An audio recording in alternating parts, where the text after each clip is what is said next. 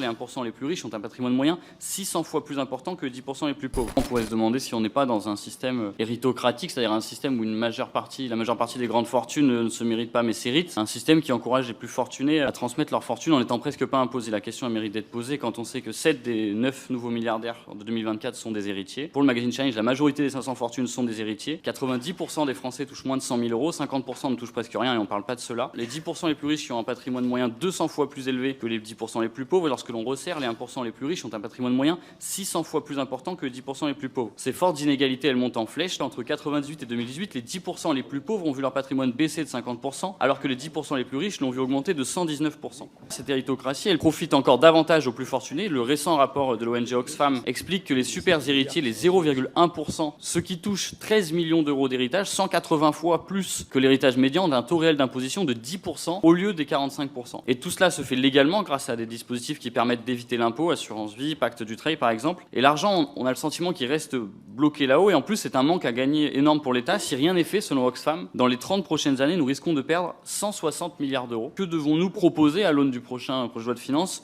pour que l'État puisse récupérer davantage de moyens, notamment chez ceux qui vraisemblablement n'ont pas besoin d'autant ?